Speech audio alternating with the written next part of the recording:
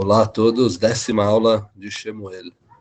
Na última vez a gente falou sobre a coroação privada, a coroação pessoal de Shaul. Shemuel coroa Shaul, Shaul se transforma. Hoje a gente vai falar sobre a coroação pública. Dá uma impressão talvez um pouco diferente do que na coroação privada. Então, Shmuel, ele anuncia para o povo, fala, todo mundo vamos nos reunir em Mitzpah. Mitzpah é um lugar muito central para Shmuel.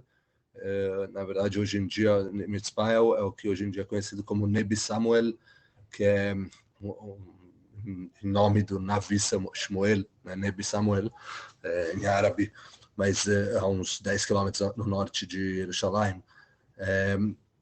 E lá você tem o ponto central lá que você tem uma vista, a Mitzpah, se chama Tzofé, uma vista, um ponto que dá para vista longe, um ponto alto. E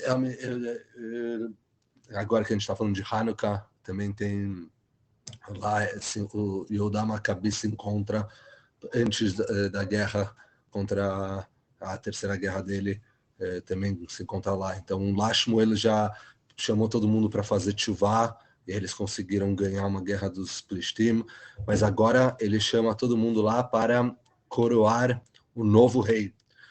Mas ele não fala para o pessoal chegar lá, né? Todo mundo chega, grandes multidões, e ele não fala, esse é o rei. A gente já sabe, pela história, a gente já sabe que o rei é Shaul, mas Shmuel, ele faz um certo sorteio, um sorteio para ver quem vai ser o rei escolhido, certo? E aí o Tanakh fala que foi escolhido a tribo de Binyamin, e da tribo de Binyamin foi escolhida a família de Matri, e dentro da família de Matri foi escolhido Shaul ben Kish. Então aí foi anunciado, Shaul ben Kish vai ser o rei.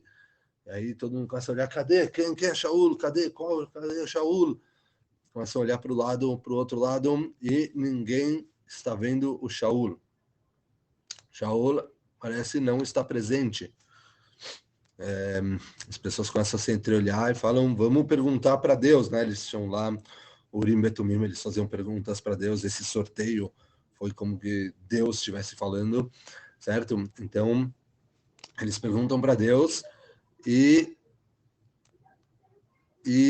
vem a resposta que Shaul está entre os Kelim, tem um local onde botavam todas as, provavelmente, roupas velhas ou utensílios velhos, e o Shaul estaria escondido lá. Eles mandam o pessoal rápido para esse quarto, né, onde tem essas coisas velhas, e lá dentro encontram Shaul. Incrível, Shaul estava escondido. Então eles vêm, trazem o Shaul. Possivelmente foi um pouco awkward, assim, tipo, que o Shaul, a gente vê essa característica de Shaul, que ele é uma pessoa talvez um pouco mais reservada, um pouco mais humilde nesse sentido de não querer ficar se mostrando demais, apesar de ele ser uma pessoa que se destaca em sua beleza. O Tanakh fala algumas vezes, inclusive aqui, é uma pessoa que era bem alta, bem mais alta que os outros, e se destacava na questão de beleza. Então, eles trazem o Shaul, e o Shmuel vai para o lado de Shmuel, e Shmuel fala, olha aqui, esse é o escolhido de Deus, né? E provavelmente nessa hora teve um certo momento awkward aqui na Parashá. Nesse momento exatamente tem uma Parashá, um espaço em branco, se for pegar o pergaminho do livro, o que mostra que talvez passou um tempo assim, as pessoas estavam meio, o que está acontecendo? Certo, porque o rei que foi escolhido estava escondido, mas de qualquer jeito, Shmuel vai lá e fala, olha só, ele não tem como essa pessoa, e aí todo mundo responde, Yehi Amelech, que viva o rei, e realmente uma grande celebração, mas fala o Tanakh que não é todo mundo que ficou convencido. O Shaul, depois dessa grande celebração, Shaul voltou para casa e várias pessoas acompanharam ele, mostrando grande honra para o rei, mas muitas pessoas estavam totalmente desconfiadas. Que? Não, que isso? Ele é o rei, essa pessoa aí. Então, teve pessoas que Ivzurro, esse vai Ivzurro, eles bazu Shaul, ele meio que não deram muita bola, não ficaram convencidos de que ele era o rei, certo? Então, tudo bem, ele voltou para a casa dele, não fez nada com essas pessoas que foram contra ele, que duvidaram dele, tudo bem. Aí aqui acaba a coroação pública de Shaul. Obviamente é um bocado diferente, porque tem esse aspecto que ele não estava preparado para ser uma figura pública, parece. Ele tinha essa certa, vamos dizer, não gostava de se aparecer muito, mas obviamente uma figura pública precisa saber se mostrar, saber impor respeito, etc. A gente vai ver pela toda a história de Shaul que esse acaba sendo um dos grandes problemas do Shaul.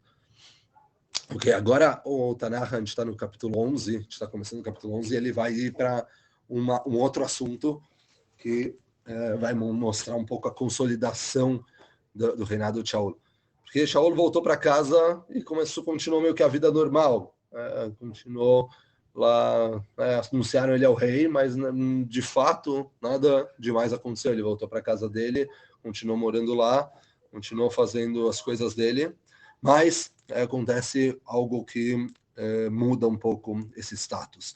O Nahash Amoni, o rei de Amon, que vivem na Transjordânia, né, no lado leste do Rio Jordão, ele ataca as pessoas de Yavesh Gilad. Gilad é toda a área que foi conquistada, as montanhas de Gilad, próximos ao rio Kinneret, no lado leste do Rio Jordão, certo? Então, tinha lá o pessoal de Gilad e o Nahash Amoni, ele ataca Yavesh Gilad e ele tem domínio sobre eles, e o Anshe Gilad, eles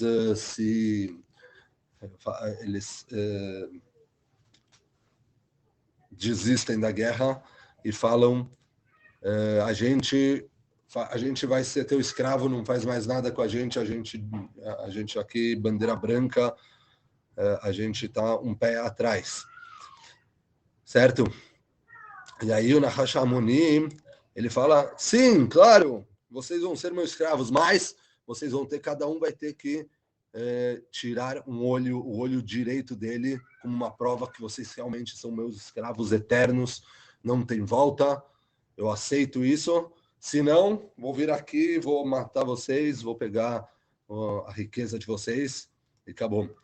E aí os Zikenim lá de Gilad, os anciões, os líderes de Yavesh Gilad, eles pedem um tempo, por favor, deixa a gente pelo menos pensar sobre o assunto, isso é muito pesado, um olho. O Nahash Amoni concorda em dar um tempo. E aí, nesse tempo, eles começam a enviar mensageiros rápido para Am Israel para pedir uma ajuda, né? E esse é o grande ponto que aqui a gente vai mudar no Sefer de Shmuel, que em Shoftim, uma tribo não ajudava muito a outra. Dvorá pediu ajuda para as outras tribos e não vieram ajudar. Talvez uma ou outra veio, mas a maioria das tribos não escutaram o pedido dela. Então, aqui a Yavesh Gilad mandam, e quando a notícia chega para Shaul fica muito bravo com a situação. Isso não vai ser, né? Agora o Shaul está vestindo a camisa do rei, realmente. Eu vou proteger meu povo. Isso não vai ser aceito em Am Israel, que um outro povo está atacando eles, a gente não vai fazer nada, certo? E aí, mas a princípio, no começo, parece que as pessoas não queriam seguir Shaul. Então, Shaul que ele faz? Ele corta um bacar, um boi, corta em vários pedaços e manda ele para um boi cortado, cada pedaço do boi para Am Israel, para vários lugares, e fala: quem não vier, quem não ajudar com essa guerra, eu vou fazer assim com a riqueza dele, a gente vai destruir os bois dele também.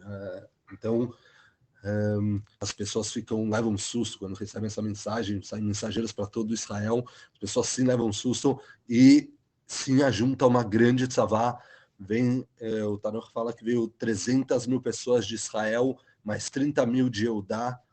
Já nesse ponto você já viu uma certa separação entre Israel e Eudá, né? Que isso vai mais para frente, em Melachim, Sefer Melachim, vai se separar em dois.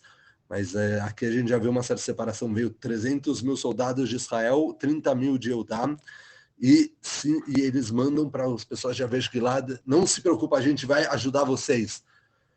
E aí a gente falará da guerra na próxima aula, se Deus quiser.